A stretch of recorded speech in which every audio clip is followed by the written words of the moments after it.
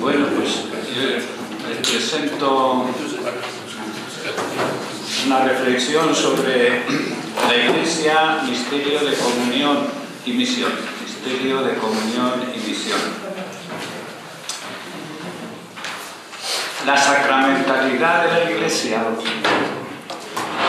creo que no la hemos trabajado bastante todavía, por lo menos por lo que yo entiendo entre los sacerdotes.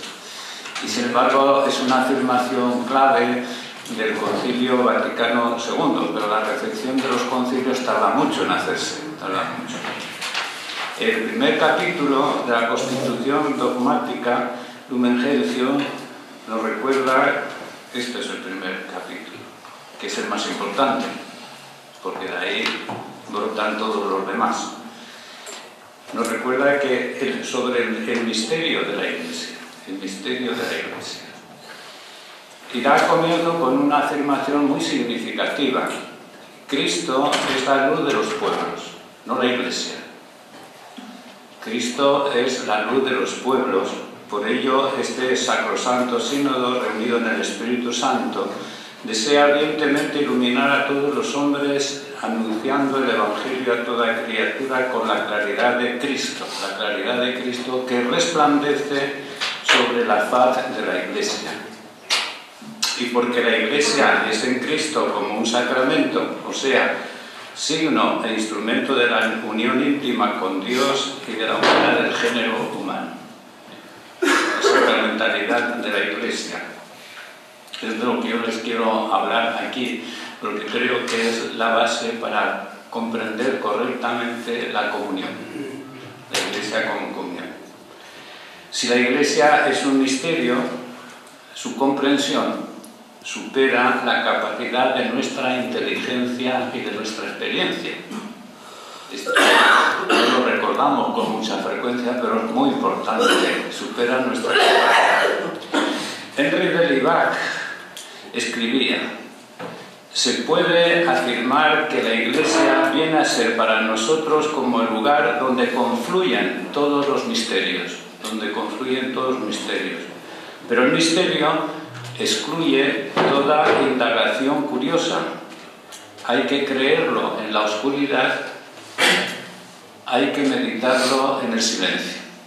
Hay que creerlo en la oscuridad y meditarlo en el silencio. Y esto es lo que yo he hecho un poquito y lo que trato de comunicarles. Como misterio debemos acogerlo, por lo tanto, con las actitudes propias de la adoración y de la acción de gracias, si no, no se entiende el misterio. Al tiempo que luchamos con ahínco para superar el peligro de subjetivismo, porque no es algo que nos imaginamos nosotros, sino que se nos regala y se nos da. Por eso el mismo Henri de Libac, cuando reflexiona sobre esto, concluye: huir de todo peligro equivale a eludir toda responsabilidad y todo trabajo. Huir de todo peligro equivale a eludir toda responsabilidad y todo trabajo. Es rehusar toda vocación. La historicidad del hombre no constituye una palabra vana. También existe una historicidad del cristiano. Si la fe considerada en su esencia no tiene historia, lo eterno no tiene sucesión, el fiel y el mundo donde habita tiene la suya. Habitamos en una historia. Tampoco podemos refugiarnos a nuestro antojo, aun sin intenciones negativas, en otra época que no sea la nuestra. No debemos eludir sus problemas, los actuales, ni sustraernos a sus trabajos, ni rehuir sus combates. Si vivimos en la Iglesia, hemos de compartir los afanes de la Iglesia de hoy, no de ayer ni de mañana, sino la de hoy. El progreso, pues, en la comprensión de la novedad que encierra la verdad perenne de la revelación del misterio es tarea de todos los tiempos para la comunidad apostólica. Tenemos que reinterpretarla continuamente. El misterio, como sabemos bien en la perspectiva paulina, es la manifestación la manifestación del designio salvador de Dios en la historia. Se está revelando y manifestando en la historia. El concilio, al afirmar que Cristo es la luz de los pueblos y que su claridad resplandece en la faz de la Iglesia, recuerda la relación existente entre Cristo y la Iglesia. Porque la Iglesia recibe su plenitud no de nuestro hacer, sino de Cristo. Me estoy refiriendo siempre al misterio de la Iglesia, ¿verdad? Si lo reducimos a una institución religiosa, hemos, ¿verdad?, desvirtuado la Iglesia. Ya no es la Iglesia, es un grupo religioso. Pero yo les voy a hablar de la Iglesia. Insisto en esto porque con frecuencia, ¿verdad?, olvidamos este misterio humano-divino. Humano-divino.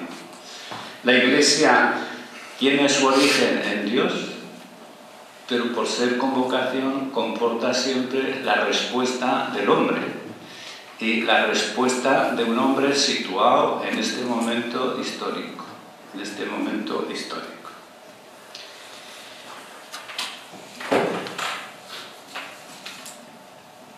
Algunos padres de la Iglesia este misterio lo han contemplado desde la perspectiva de la luna, el sol y la luna, ¿verdad? Sobre todo San Ambrosio, siguiendo a Orígenes, pues nos dirá que la Iglesia es el misterio de la luna. Es decir, que la Iglesia no tiene luz propia, sino que la recibe del sol y tiene que reflejarla. ¿Pero dónde la refleja la luna, sobre todo para nosotros? En la noche, en la oscuridad, es donde esa luz queda reflejada por la luna.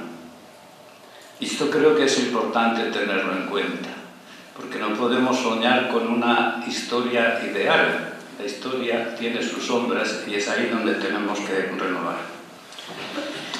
En última instancia, entonces, se nos recuerda algo muy importante, y es que no podemos confundir sacramentalidad con ejemplarismo,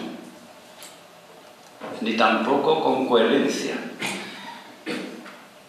Yo no digo que no seamos coherentes, no he dicho eso, pero digo que no puede identificarse sacramentalidad con coherencia o ejemplarismo. ¿Por qué? Si no caeríamos en la tentación de Malraux, ¿verdad? La grandeza ética. Pero no es la grandeza ética lo que nos hace sacramentos. No es la grandeza ética. No quiere decir que no vivamos de acuerdo con el sacramento, eso está cuestión, ¿verdad?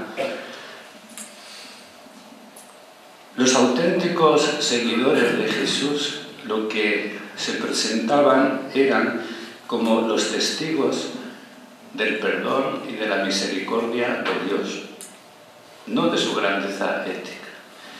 San Pablo, en la primera carta a Timoteo, capítulo 1, versículo 12 al 17, nos lo recuerda.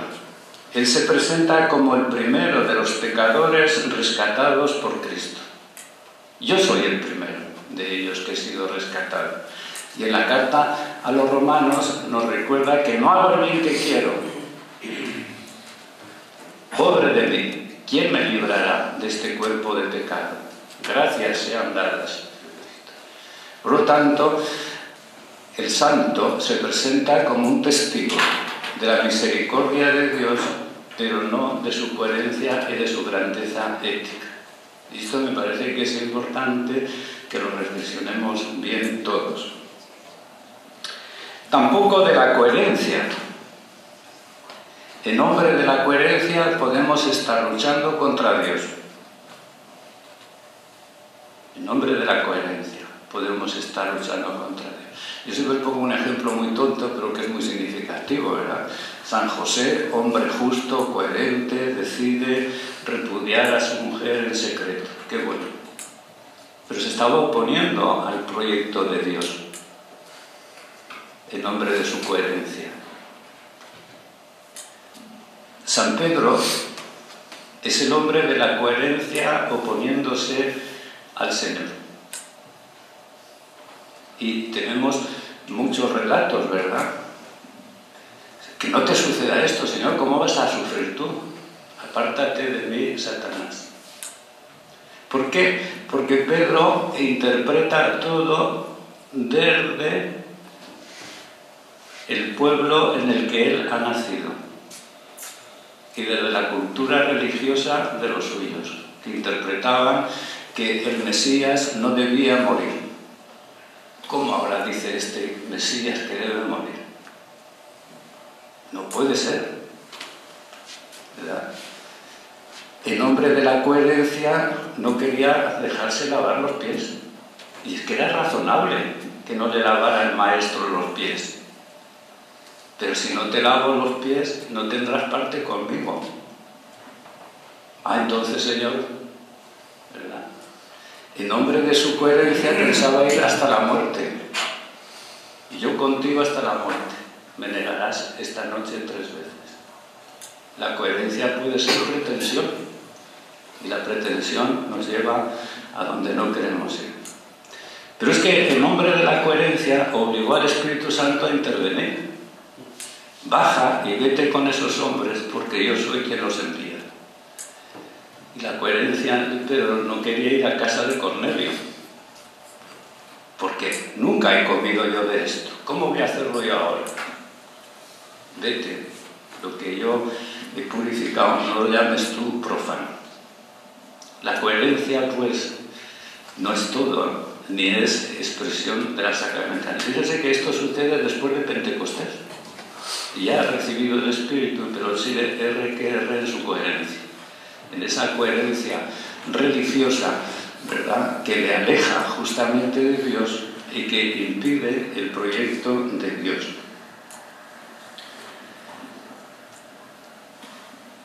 Nosotros, si queremos ser buenos escribas del reino, tenemos que sacar lo viejo y lo nuevo del mismo arco. Un escriba que se ha hecho discípulo del reino de los cielos es como un padre de familia que va sacando de su tesoro lo nuevo y lo antiguo. Lo nuevo y lo antiguo. Pero esta imagen del sol y la luna, por importante que sea, no nos dice todo. Ni quizá nos dice lo más esencial. Y es que nosotros somos sacramentos en Cristo. En Cristo. No como un reflejo de Cristo, sino en Cristo. Por eso el libro del Apocalipsis nos recuerda, ¿verdad?, que la ciudad no necesita del sol ni de la luna que la alumbre, pues la gloria del Señor la ilumina y su lámpara es el Cordero, y las naciones caminarán a su luz y los reyes de la tierra traerán su gloria hacia ella. Cristo vive dentro de la Iglesia. Él es la vid, nosotros somos los sarmientos y por lo tanto solo en Cristo somos realmente sacramento de salvación para el mundo, en esa medida que estamos enraizados. Bueno, partiendo de esto es lo que yo quiero ayudarles un poco, lo que yo he meditado y reflexionado para esta sesión. Y el primer punto, entonces, es descubrir la Iglesia como obra de la Trinidad. La Iglesia es obra de Dios y no de nosotros. Yo edificaré mi Iglesia. Yo edificaré mi Iglesia. Es la obra justamente de Dios. Dios lleva a cabo su obra en la historia con mediaciones humanas. Con mediaciones humanas. Y esas mediaciones son mediaciones pobres y limitadas. No son geniales, ¿verdad?, sino piensen en Moisés, en Abraham, en David. Qué golfo David, ¿verdad? Piensen en cómo eso. Yo creo que lo olvidamos Son verdades, perogrullo en la fe, pero olvidamos. La Iglesia es siempre la obra de la iniciativa de Dios y la respuesta de los hombres, y de hombres tan frágiles y limitados como los que estamos aquí. El realismo de la fe, pues, es muy diferente tanto del pesimista, ¿verdad?, de los profetas de calamidades, pero también de la ingenuidad de los falsos profetas, que todo lo ven fácil y que todo lo arreglan, también son falsos profetas, como también de aquellos apologetas superficiales que quieren defender todo lo que tenemos a toda costa. No hay una iglesia de puros y una iglesia de pecadores. Eso no existe. Iglesia de puros y pecadores. Sabemos que ha habido esta tentación permanentemente. Como se nos recuerda en la parábola del trigo y la cizaña, en el campo del Señor todo anda mezclado. No seamos cizaña, ¿de acuerdo? ¿Verdad? Pero todo anda mezclado. Basta recordar la historia de la Iglesia. Yo os lo voy a recordar de las comunidades primitivas y un acontecimiento en la historia de la Iglesia que es muy importante. En Mileto, Pablo, dirigiéndose a los presbíteros de Éfeso, les alertaba: yo sé que cuando os deje se meterán entre vosotros lobos feroces que no tendrán piedad del rebaño. Incluso de entre vosotros mismos surgirán algunos que hablarán cosas perversas para arrastrar a los discípulos en pos de sí. Seamos realistas. Las dificultades en la Iglesia están siempre ahí y van brotando. Por ello el apóstol no cesó de exhortar y aconsejar a todos con lágrimas en los ojos, porque veía la situación, con lágrimas en los ojos. Un segundo hecho de la Iglesia primitiva. La primera carta de Juan denuncia un hecho que San Agustín después va a comentar hasta la saciedad, pero que no les voy a dar el texto de San Agustín, ¿verdad? Que dice así la primera carta: muchos anticristos han aparecido, por lo cual nos damos cuenta de que es la última hora. Salieron de entre nosotros, que es lo que comenta San Agustín, salieron de entre nosotros, pero no eran de los nuestros. Si hubiesen sido de los nuestros, habrían permanecido con nosotros, ¿verdad? La ruptura de comunión es siempre un signo que no eran de los nuestros. Y el tercer hecho histórico. La historia de la herejía arriana nos recuerda lo siguiente: una buena parte del episcopado y del pueblo cristiano salieron a la herejía, desgarrando así la unidad de la Iglesia. Una buena parte de obispos, de clérigos, de religiosos, de monjes, de cristianos, ¿verdad? Todo esto nos lleva a ser realista con el realismo de la fe. En medio de la crisis, el Señor nunca deja de edificar su Iglesia. No la mía, pero su Iglesia, su Iglesia. El poder de la oración de Jesús nos alcanza hoy también.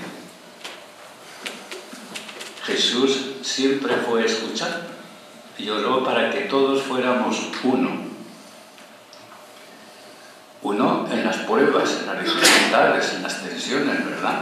Pero uno en la vida. La obra de Dios, entonces, pensémosla, la Iglesia es obra de la Trinidad. El Padre, nos recuerda el Concilio Vaticano II, estableció convocar a quienes creen en Cristo en la Santa Iglesia, Lumen Gentium 2.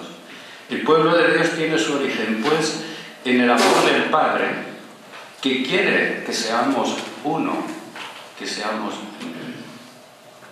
Si ustedes quieren, pues relean cómo Dios envía a su Hijo para congregarnos en la unidad. Romanos 8, 1, 4 es un texto importante. Y la Iglesia es el pueblo de Dios, su propiedad personal, porque de Él, por Él y para Él existe todo. Somos obra del Padre. Pero somos obra también del Hijo que nos amó hasta el extremo, ¿verdad? Y nos congregó. Dio su vida para reunirnos, dice San Juan. para reunir a los hijos de Dios dispersos. Es un texto que pasa un poco desapercibido, pero que es el gran comentario de Juan, ¿verdad? Después de la profecía de Caifás, conviene que uno muera por la nación. San Juan comentará, y no solo por la nación, sino para reunir en uno a los hijos de Dios dispersos, convocarlos, reunirlos. Por eso Jesús, ¿qué hace en la cruz? Derriba el muro de la enemistad. Ese es el misterio, la res, diría Santo Tomás, ¿verdad? Derribar ese muro de la enemistad para hacer un pueblo nuevo, para hacernos una nueva creación, una nueva creación. La Iglesia es el cuerpo de Cristo, el cuerpo de Cristo. El Espíritu Santo con la fuerza del Evangelio rejuvenece a la Iglesia, la renueva constantemente y la conduce a la unión consumada con su esposo. San Ireneo escribía: es en la Iglesia que ha sido depositada la comunión con Cristo, es decir, el Espíritu Santo, arras de la incorruptibilidad, confirmación de nuestra fe y escala de nuestra ascensión hacia Dios. Pues en la Iglesia se ha dicho, Dios ha colocado apóstoles, profetas, doctores y todo el resto de la operación del Espíritu. La Iglesia es el templo del Espíritu. Y entonces profanamos el templo cuando no vivimos esta unión y esta comunión. Y el Concilio Vaticano II termina así, al explicarnos que la Iglesia es el misterio, obra de la Trinidad, termina con estas palabras de San Cipriano: y así toda la Iglesia aparece como un pueblo reunido en virtud de la unidad del Padre y del Hijo y del Espíritu Santo. Somos esa obra del Espíritu de Dios que tenemos que traducir.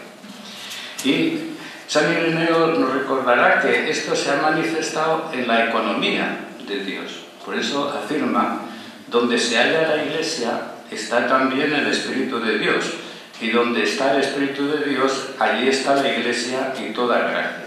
El Espíritu es verdad, por ello los que se separan de él dejan de nutrirse de los pechos de su madre para la vida y no tienen parte en la fuente límpida que emana del cuerpo de Cristo, sino que se cavan cisternas agrietadas. La comunión trinitaria se revela pues en la economía, es decir, en la obra de la salvación, en la economía, en la obra. La Iglesia es, por tanto, como nos dice el Concilio, el sacramento universal de salvación, que está llamada, pues, a actualizar el amor de Dios por la humanidad. Y esto supone la unidad. No hay misión sin comunión y no hay comunión sin misión. Eso es lo que se nos recuerda taxativamente. Pero ¿implica esto que todo va a ser fácil? ¿Que todo va a ir, como decimos, en una balsa de aceite?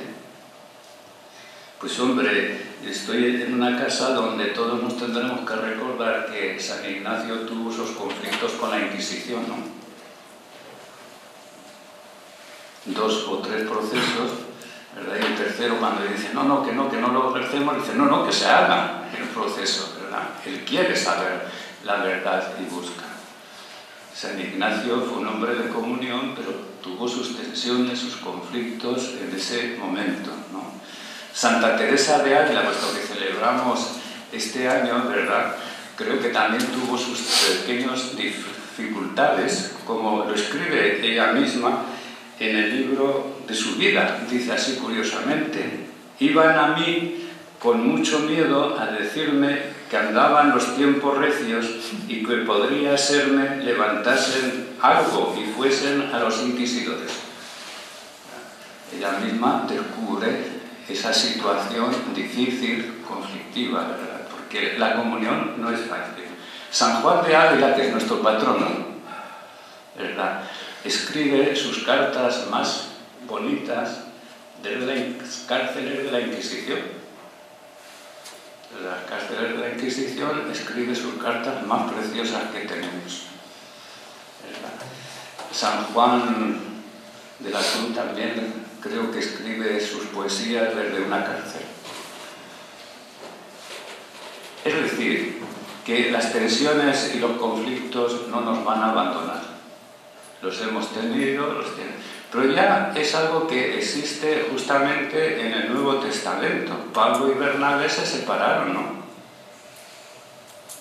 Se separaron porque había sus tensiones. No por eso rompieron la comunión, porque toda tensión y todo conflicto no es necesariamente ruptura de comunión. No. Si lo hacemos así, pues entonces yo creo que nadie estamos en comunión. Porque todos tenemos mil problemas, mil dificultades, etc. La comunión es mucho más grande y si la comunión nos introduce en una fraternidad, pues en última instancia, ¿verdad?, esa fraternidad la vamos construyendo en medio de tensiones, de dificultades. San Pablo tiene una expresión muy bonita que a mí me gusta mucho, es un texto que yo cito con frecuencia. En la carta a los Gálatas, en el capítulo 4, versículo 19-20, dice: hijos míos, por quienes vuelva a sufrir dolores de parto hasta que Cristo sea formado en vosotros. Quisiera estar ahora entre vosotros y matizar el tono de mi voz, pues no sé cómo hacer con vosotros. Y hay una traducción que dice que no sé cómo habérmelas con vosotros, ¿verdad? Porque las tensiones y los conflictos exigen. Las lágrimas y la alegría se hallan atravesando todas sus cartas. Las cartas las escribe justamente para hacer frente a las tensiones y a los conflictos que surgen en las comunidades, que es normal. Porque el Espíritu Santo también crea conflictos y tensiones. El Espíritu Santo conduce a Pedro a casa de Cornelio, pero eso crea un problema en la comunidad. Y la comunidad le pide cuentas a Pedro, decir, ¿por qué has entrado? Que eso no corresponde a lo nuestro. Toda la novedad engendra eso. La apertura a los gentiles, ¿verdad?, creó una tensión y un conflicto. Que yo sepa, el capítulo 15 de los Hechos de los Apóstoles, ¿verdad?, pues nos recuerda que Pablo y Bernabé tuvieron que subir a la comunidad y abrieron un diálogo donde todos cedieron un poquito, ¿verdad?, pero todos se convirtieron justamente a la palabra de Dios. Es decir, que es a donde quiero llegar. La sacramentalidad de la Iglesia es obra del Espíritu, no de nuestras perfecciones. Por eso en las plegarias eucarísticas, ¿verdad?, yo solamente les cito una, pero en la segunda epíclesis siempre rezamos por esta unidad, ¿verdad? Te pedimos humildemente que el Espíritu Santo congregue en la unidad a cuantos participamos del cuerpo y sangre de Cristo. Que el Espíritu Santo nos congregue en la unidad. Y como en toda familia, pues yo con mis hermanos de carne tengo mis diferencias, ¿verdad? ¿Cómo no las voy a tener? ¿Verdad? En toda familia esas diferencias. La sacramentalidad, por tanto, lo que nos reenvía es a otro, no a nosotros. Y nos reenvía cómo nosotros estamos siendo edificados continuamente por el Señor, para presentarse una esposa sin mancha ni arruga. Las veces que hemos predicado ese texto, ¿verdad?, en los matrimonios, para presentarse una esposa sin mancha ni arruga, el Señor se está entregando continuamente. En conclusión de esta primera reflexión, ¿cómo responder entonces a la iniciativa de Dios? ¿Y cómo ser signos e instrumentos justamente para ir construyendo esa unidad que Dios quiere construir continuamente? Pero que se está construyendo con nuestras limitaciones. Entonces tenemos que verificar bien si nuestras tensiones y conflictos vendrán de nuestro pecado, entonces tenemos que convertirnos muy mucho personalmente, o vienen también de la novedad Y entonces nos tendremos que convertir juntos a esa novedad que está sucediendo. No estamos en los años 80, ni en los años 60, ni en el Concilio de Trento, pero tampoco estamos en el Vaticano IV, ¿verdad? Estamos aquí y ahora y tenemos que avanzar. Y subrayo y termino. Pero es en Cristo, en Cristo. El Concilio no ha dicho solamente, sino en Cristo somos signos e instrumentos. Por eso, en la medida que nos enraizamos en Cristo, estamos siendo sagrados. Y nos enraizamos en Cristo justamente confesando que la salvación es don gratuito y que yo tengo que ser salvado continuamente, como Pablo lo decía. Una segunda reflexión, entonces. Primero, obra de Dios y respuesta del hombre. Pero respuesta del hombre frágil, limitado, pobre, pecado. Segundo, tenemos que ver entonces cómo se articula bien el reino de Dios y la Iglesia. El reino de Dios y la Iglesia es muy importante también. Por eso el número 5 de Lumen Gentium nos introduce en una reflexión que es muy importante a mi entender. La Iglesia, enriquecida con los dones de su fundador, y observando fielmente los preceptos de caridad, humildad y abnegación, recibe la misión de anunciar el reino de Cristo y de Dios, reino de Cristo y de Dios, e instaurarlo en todos los pueblos y constituye en la tierra el germen y el principio de ese reino. Esta relación entre el reino y la Iglesia es, a mi entender, significativa, y eso lo querría recordar a memoria. En primer lugar, les recuerdo que esto viene del Antiguo Testamento, ¿verdad? Que es una tontería, aparentemente, pero es importante. ¿Y cuándo aparece por primera vez que Dios reina? Pues justamente después de la liberación de Egipto. Es en el capítulo 15 del Éxodo donde encontramos por primera vez esta expresión. El Señor reina por siempre jamás. El Señor reina por siempre jamás. Él nos ha engendrado a la libertad, que es lo propio del rey, engendrar a la libertad, no de los reyes de este mundo, ¿verdad? Eso es otra cuestión. Pero de Dios reina engendrándonos a la libertad y para la libertad. Y para que avancemos justamente en la libertad. Es el cántico de Moisés. Dios reina por siempre, jamás. El Evangelio del Antiguo Testamento se cierra con esta expresión, curiosamente. Leo en Isaías 52:7, es lo que los técnicos han llamado el Evangelio del Antiguo Testamento.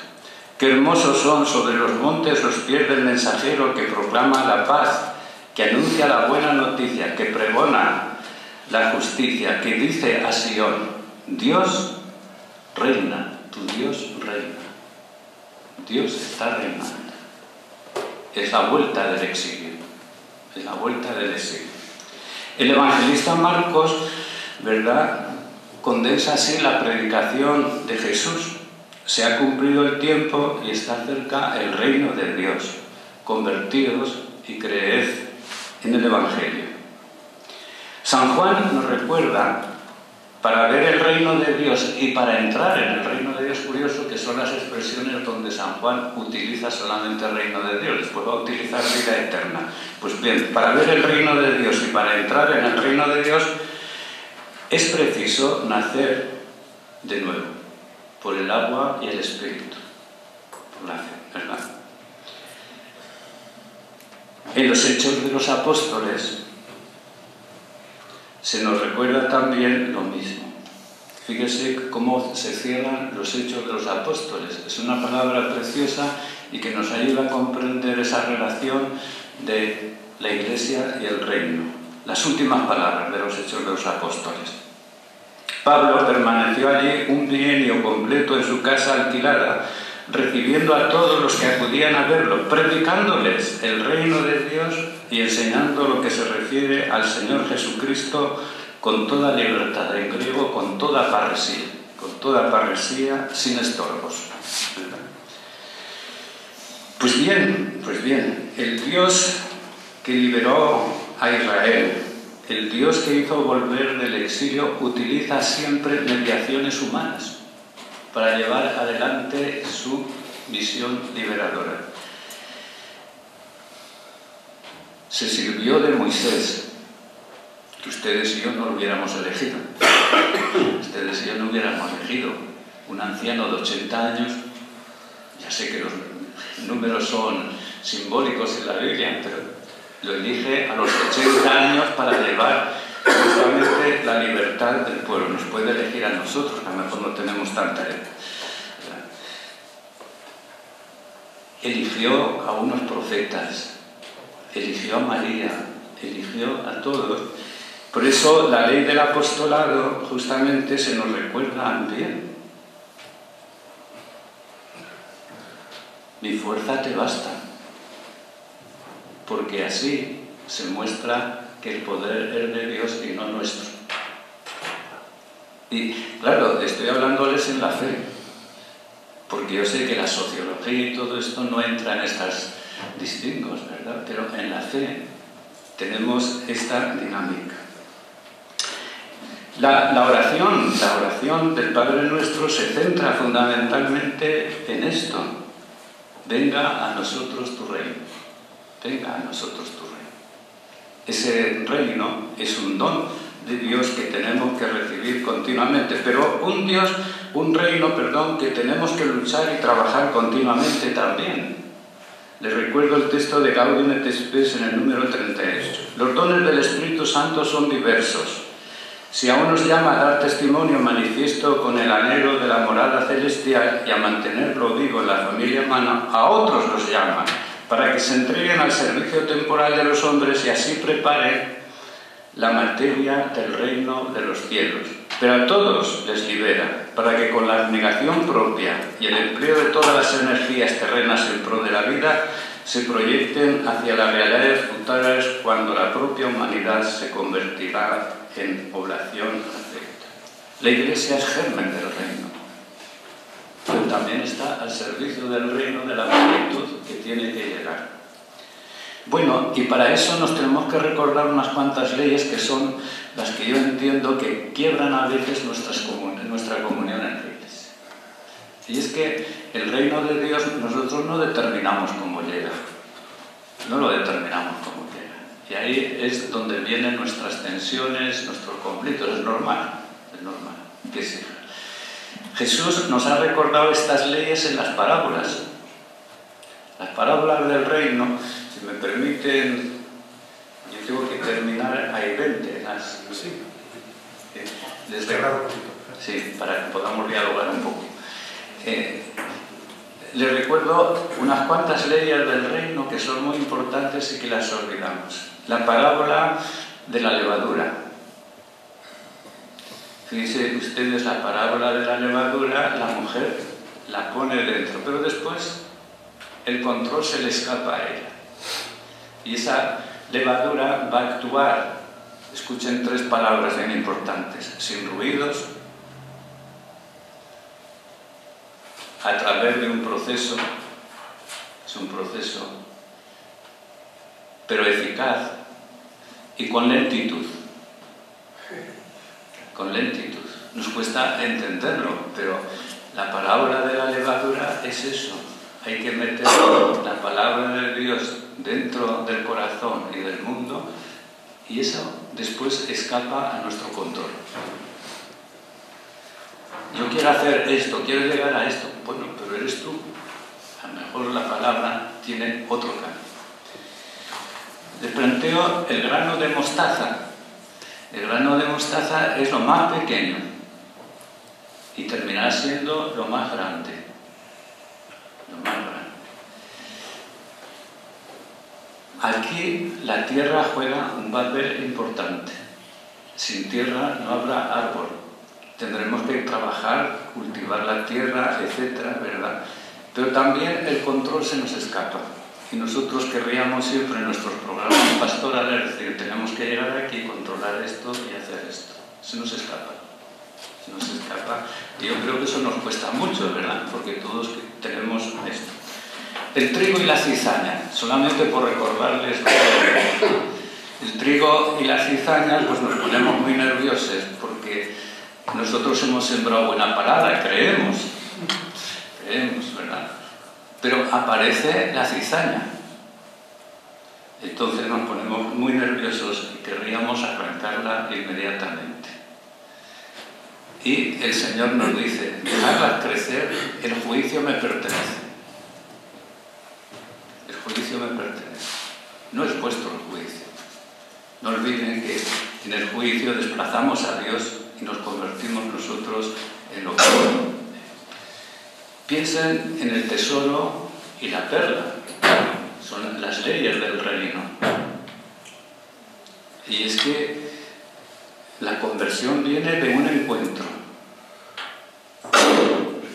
encuentro gozoso, a veces fortuito, porque nadie buscaba el tesoro, pero se lo encontró. Y entonces hay caminos muy insospechados para nosotros. Sin embargo, en la parábola de la perla, sí, aquí hay un buscador, alguien que busca. Es decir, que los caminos pueden ser muy diferentes para llegar al encuentro del Señor. Pueden ser muy diferentes, no hay un solo camino. Puede haber múltiples, ¿verdad? Y todos, además, la palabra clave de esas parábolas es por la alegría. Por la alegría.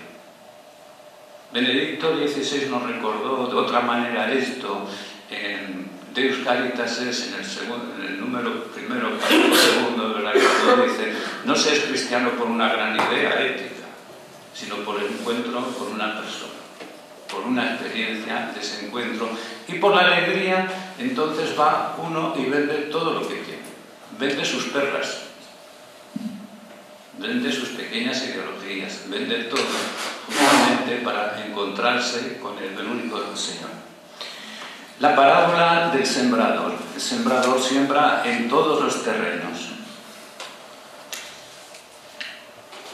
No hace mucha distinción. Bueno, yo podría explicarles aquí cómo ya que Jeremías nos recuerda cómo se araba y se labraba y se sembraba en aquel tiempo. No sé si es el momento, ¿verdad?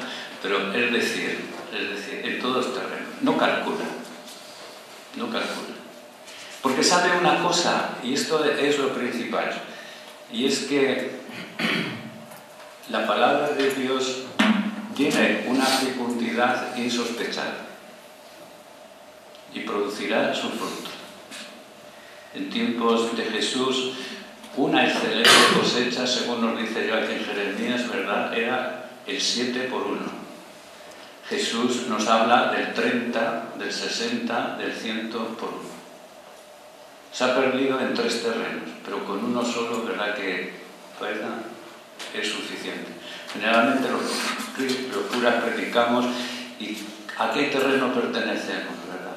Prediquemos lo que la parábola quiere decirnos, que es la fecundidad de la palabra, que es fecunda en sí misma. Bueno, yo como soy hijo de agricultores, eso me lo sé muy bien, porque mi padre cuando tenía 12 por 1, ¿verdad?, estaba loco de contento, ya nos podía dar de comer a todos, ¿verdad? Cristo nos habla del 30, del 60, del 100 por 1. Y por último, la simiente que crece por ella misma. Sembramos, pero después ya duermas, ya te levantes, la semilla crece. ¿Y cómo crece? ¿Dando trigo al principio? No, primero, ¿verdad?, la hoja, luego da la espiga, etcétera, etcétera. No matemos los procesos, porque el reino crece como un proceso continuo que no podemos matar, no podemos precipitar, no podemos. Hoy vivimos muchas tensiones y dificultades en la Iglesia porque nos gustaría, ¿verdad?, adelantar los procesos, y no. Tenemos que dar tiempo y sembrar, y mañana cosecharán otros. Mañana cosecharán otros. La red nos recuerda que el juicio es de Dios, y a nosotros no nos toca fijarle ni los caminos ni los tiempos, son de Dios. Y a veces muchas de nuestras tensiones, entiendo, y conflictos vienen de olvidar estas leyes, que si son las leyes del reino, también serán de la Iglesia, entiendo yo. Si la Iglesia es el germen, también será. Y por último, entonces, ¿dónde recrear continuamente la Iglesia? Pues yo les recuerdo que la sacramentalidad de la Iglesia se apoya también en los sacramentos. Y yo les hablaré de 3 sacramentos muy brevemente porque me quedan 5 minutos, ¿verdad? Muy brevemente. El primer sacramento es el bautismo. El bautismo nos une y nos hace uno en Cristo.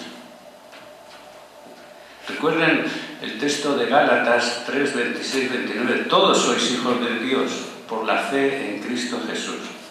Cuantos habéis sido bautizados en Cristo, os habéis revestido de Cristo. Ya no hay judío y griego, esclavo y libre, hombre y mujer, porque todos vosotros sois uno en Cristo Jesús.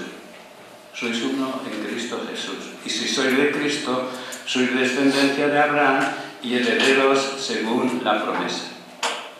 Por eso el bautismo deposita en nosotros el germen del todo escatológico. Deposita el germen que lo tenemos que cultivar todos los cristianos, no solamente nosotros, ¿verdad? Yo me dirijo a sacerdotes porque es algo que tengo delante, ¿verdad? Pero todos en la Iglesia tienen que cultivar eso.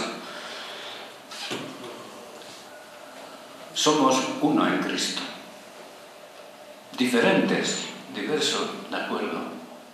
Y esto uno lo hace en la experiencia cuando se ha estado en misiones o cuando se ha viajado por todo el mundo. Descubres, ¿verdad?, esa unidad, porque todos escuchan el mismo Evangelio. Responderán de acuerdo con su cultura, responderán de acuerdo con sus limitaciones, eso, pero todos están abiertos al mismo Evangelio. El bautismo. La unidad se enraiza en la gracia bautismal. Por lo tanto, no seremos cristianos sin desarrollar la gracia. Segundo, la Eucaristía es el sacramento de la comunión y de la unidad. Y la Eucaristía nos recrea continuamente haciendo de nosotros el cuerpo de Cristo. Nos hace el cuerpo de Cristo, ¿verdad? Una Eucaristía que lleva a la división quiere decir que no es Eucaristía, sino es utilización de la Eucaristía.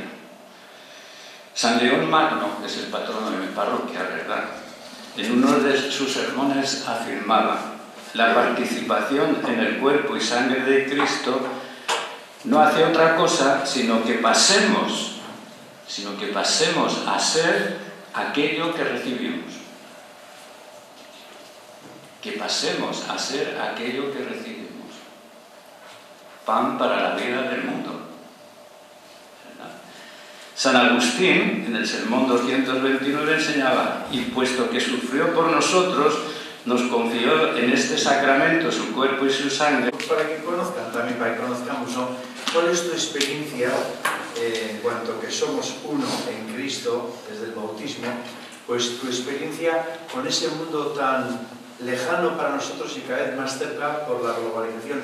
China, por ejemplo, ¿no?, que tú estás ahí muy metido, y cuéntanos un poquito qué experiencia sacas de todo esto, ¿no? Porque también me figuro que la Iglesia china también está como está, o yo qué sé, ¿no?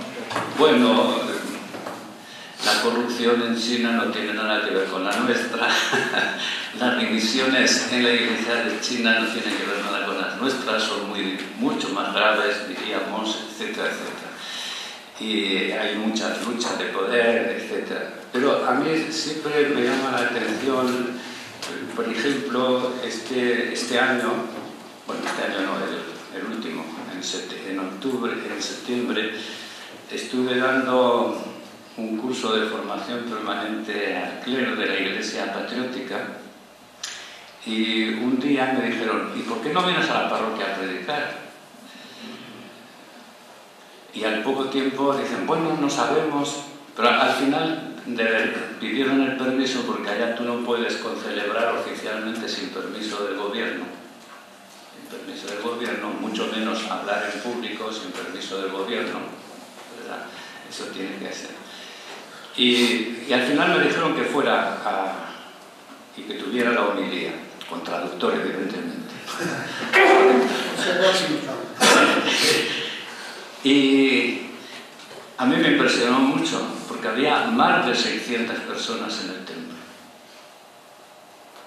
proclamando la misma palabra de Dios, escuchando la misma palabra, celebrando la misma Eucaristía, ¿verdad? Porque los problemas no son ni teológicos, ni morales, ni litúrgicos, ¿verdad? Porque dicen, y cuando los de la Iglesia Patriótica nombran al Papa siempre, por lo tanto ellos buscan estar en comunión, ¿verdad? Un problema es al lado del nombramiento de obispos, que hay un problema ahí, pero eso es otra cuestión diferente, ¿verdad?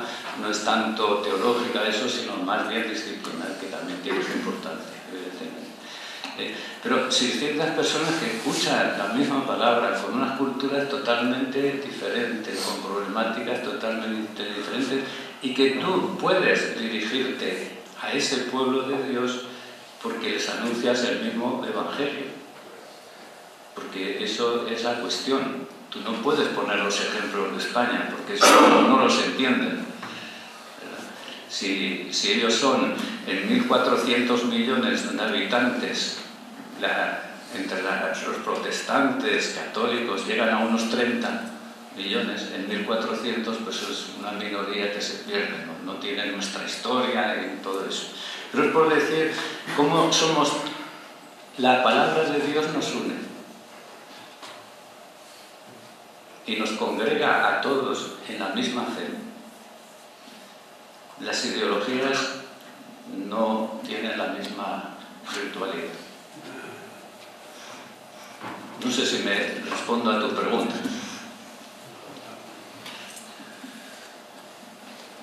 Una pregunta así puntual, pero quizás también tenga más trasfondo, así un poco de teología bíblica también, supongo. Un texto que has mentado que resulta misterioso, ese de la primera carta de Juan, capítulo 2, 18, cuando dice, pues, si hubiesen sido de los nuestros, no hubieran roto la comunión, ¿no? Es un texto que a mí me cuesta un poco, digamos, desde el punto de vista, no hablo ya de exégesis histórico, crítica, sino hablo un poco de teología bíblica, difícilmente también entendible, porque también el Señor sufre porque uno de los suyos, es un poco también el sufrimiento de Pablo, dice que tú has mentado, ¿no? Porque tengo dolores de parto, es decir, que hasta qué punto, ¿no?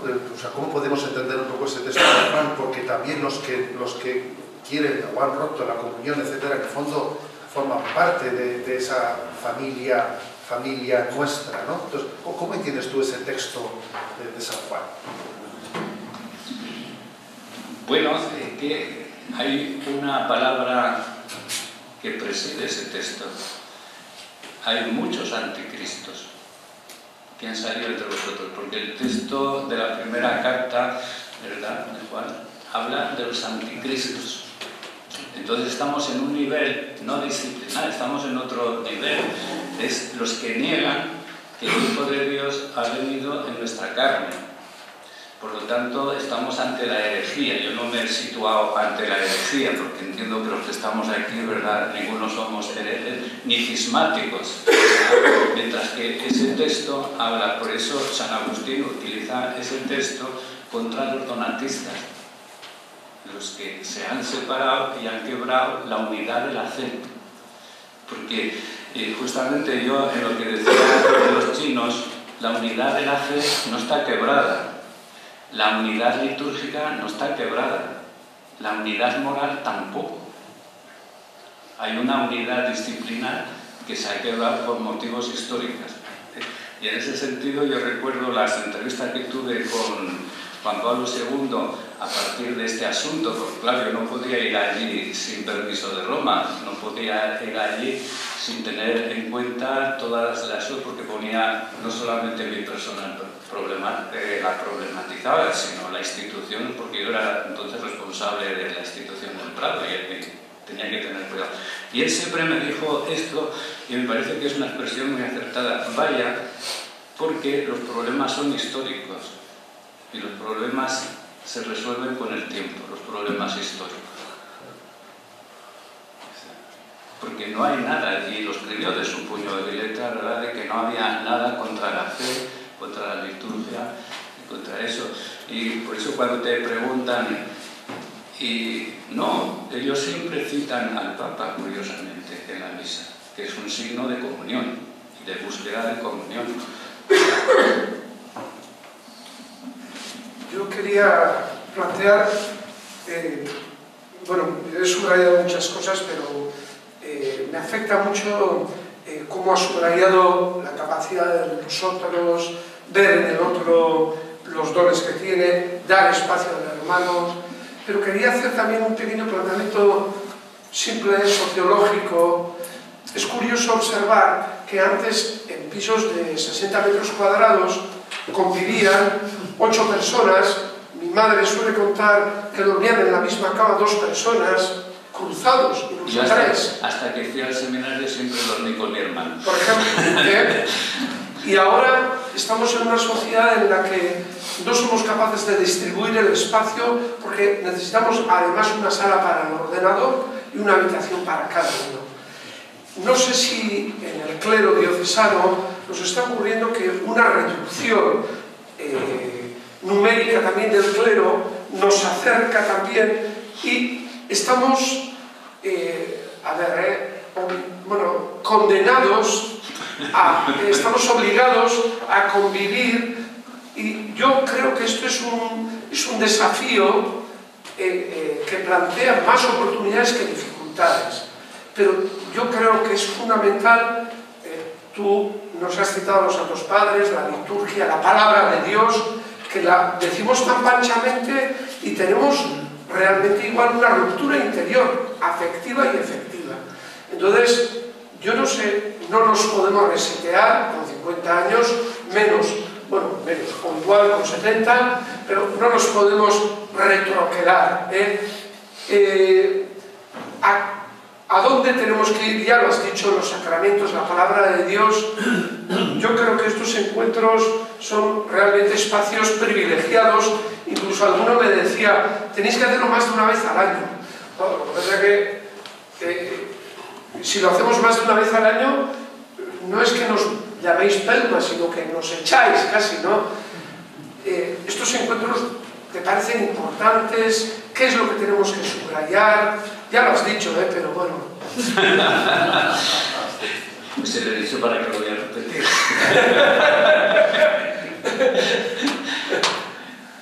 Bueno, yo creo que la comunión comporta también el diálogo. Y a veces hay momentos que se puede quebrar un poquito el diálogo, ¿verdad? Pues yo veo en mi parroquia, no solamente en mis familias, sino en las otras, y todo, pues que a veces, en el momento de una herencia, en el momento de una cosa, el diálogo pues se quiebra por un momento. Y todo el mundo sufre de que se ha quebrado el diálogo, todo el mundo sufre. Y todo el mundo está deseando ver cómo se puede reanudar el diálogo sin perder la figura, como dicen los italianos, ¿verdad?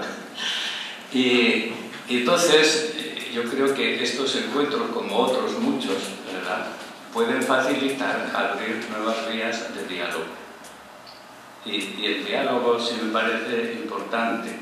Ahora bien, el diálogo no es intentar convencer al otro, sino el dejarse hacer todos juntos por la palabra de Dios.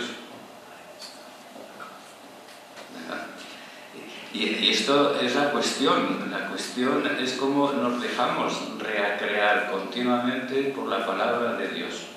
Porque diálogos, ¿verdad?, es lo que significa dejarse hacer por la palabra, por una palabra que es más que yo, y que es más que otro, y más que lo que yo pienso de esa palabra. Y ahí sí me parece importante, ¿verdad?, estas estructuras donde no es tanto decir quién vence y quién pierde, sino cómo juntos nos dejamos remodelar.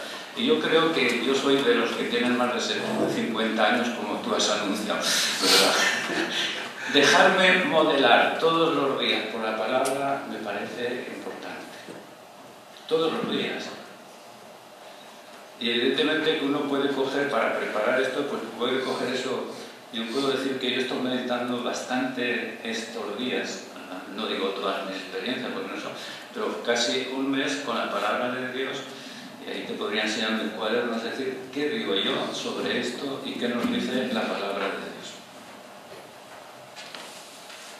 Porque eso es dejarnos recrear todos los días por la palabra de Dios. En el Evangelio continuamente, no sé, y ahí yo creo que sí es importante lo de San Gregorio Magno, ¿verdad? Que el primero que es juzgado por la palabra soy yo, el que la escucha. Y entonces puedo comunicarla a los demás. No porque yo sea mejor que los demás, sino porque esa palabra que me juzga y me salva a mí, juzga y salva también a los hermanos. Si no, no podríamos predicar.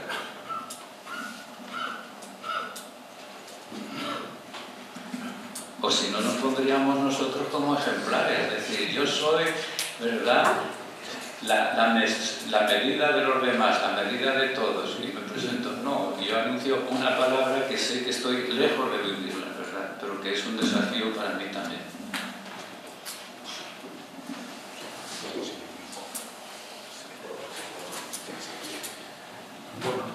Bueno, como sé que hay alguno que igual ayer no estuvo, que sepáis que a la tarde iniciaremos a las 3:30, aunque consta a las 4, para que haya tiempo después el que quiera continuar a su Eucaristía.